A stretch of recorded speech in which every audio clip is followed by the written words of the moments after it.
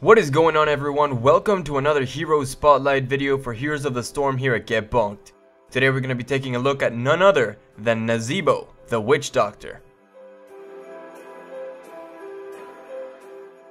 Nazeebo is a specialist who excels at team fighting, mercenary control, and even sieging depending on what talents you choose. He relies on excellent positioning for his heroic ability, map awareness for knowing when to push and when to group, and precise mechanical timing to land his abilities. Beware though, while Nazeebo might have his strengths, he also has a glaring weakness. The Witch Doctor suffers from a lack of mobility, making him extremely vulnerable to getting picked off. Nazeebo's passive is Voodoo Ritual. All of his abilities and attacks also apply a poison to the enemy, dealing damage over 4 seconds. If the target dies while poisoned, Nazeebo will regenerate 2% of his health and 1% of his mana. This makes Nazeebo a great laner. His first ability is Corpse Spiders. Nazeebo throws a jar at a targeted location that will break upon impact, dealing damage and releasing 3 spiders. These spiders will then attempt to chase and damage nearby enemies for 4 seconds. His second ability is Zombie Wall. After a short delay, a ring of zombies will rise from the earth at a targeted location for 3 seconds, dealing damage to nearby enemies.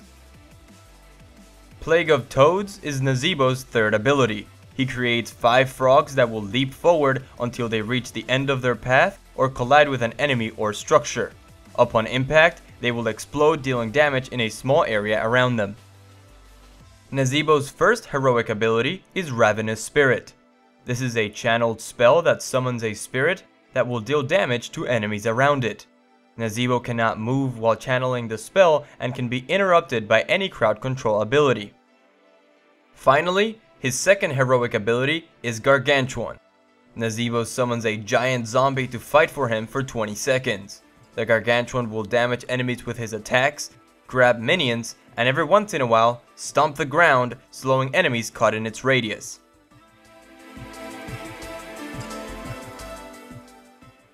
For this video, I'll be going over the Poisoneebo build. This build focuses on team fighting by increasing the power of your abilities, especially your passive poison.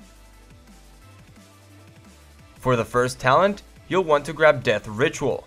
This talent grants a permanent 4 health and 2 mana increase for every unit that dies under the effect of your passive Voodoo Ritual.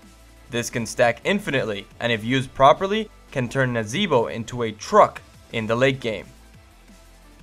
At level 4, Gathering Power is the best option. This talent grants a permanent 8% increased ability power and then an additional 2% for every hero that you kill. This bonus can stack up to 12% and is lost upon death. At level 7, your poison starts getting stronger when you pick up Gidbin.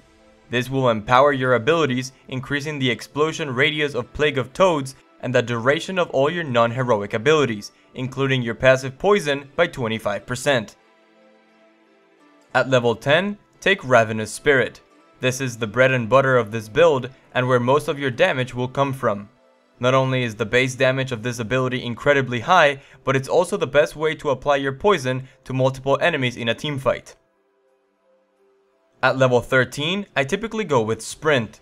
I mentioned earlier how Nazeebo's main weakness is his lack of mobility, so why not fix it? When used, Sprint will give Nazeebo a 75% increased movement speed for 3 seconds, allowing him to escape, chase, or even reposition during a fight. At level 16, your poison turns into a deadly one with Specialized Toxin. This talent increases the damage of your passive poison, Voodoo Ritual, by 200% against enemy heroes. You'll see a huge spike in damage this level. Finally, at level 20, you'll want to grab Annihilating Spirit. Don't get me wrong, taking Bolt of the Storm is tempting, but the power boost that this talent gives your Ravenous Spirit is absolutely devastating. It'll increase the range of it by 50%, allowing you to cast it from safer places, and its movement speed by 30%, allowing you to keep up with enemies much more reliably.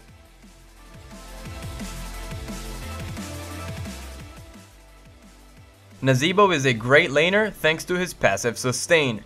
Don't be afraid to harass your enemies with your spiders and auto attacks, but make sure that every minion that dies in your lane is affected by your poison. This will not only keep you healthy, but begin stacking that health and mana that will make you a monster in the late game. One thing to note about Plague of Toads is that it has a shotgun effect built into it. You are able to hit the same enemy with multiple frogs, dealing damage with each one. The farther away you are from your enemy, the less likely it is that you'll hit them with all the frogs. On the other hand, if you use it from point blank range, the damage can be devastating. Now, this doesn't mean you should start mindlessly running at players just to land your toads, but it's something to keep in mind. The biggest difference between good and excellent Nazeebo players is the use of its zombie wall.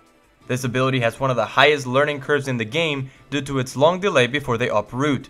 While most of it will come with practice, here's a few pointers to help you land your walls. First, try using it as a follow-up rather than the initiation. Wait for your opponent to be either slowed, stunned, or even imprisoned before trapping them inside your wall. This will almost guarantee you land it every time. Second, you don't always have to use it to trap an enemy directly inside. It can be used to block off terrain so that the rest of the team can't collapse on your target or so that he can't get to them. Finally, if you do ever screw up your wall, don't just leave it hanging. Activate the ability quickly again to take it down and save yourself from a world of hate from your teammates. Positioning and vision are the key elements to successful Ravenous Spirits in teamfights. Thanks to its long range, especially at level 20, Ravenous Spirits can be casted from within the shadows in most situations. Try positioning yourself behind a wall or inside a brush if you know you're about to fight. This will make it very difficult for the enemy to interrupt your channel. And that's it for this video. Thanks for watching. If you enjoyed it, please like it and share it with your friends. If you'd like to be notified of when a new video is uploaded to the channel, hit that subscribe button you see on your screen. For those interested in a written version of this guide, you can find this and every other guide's corresponding Heroes Fire link in the description. Let me know in the comments who you guys would like to see next. Thanks again. The light shall burn you!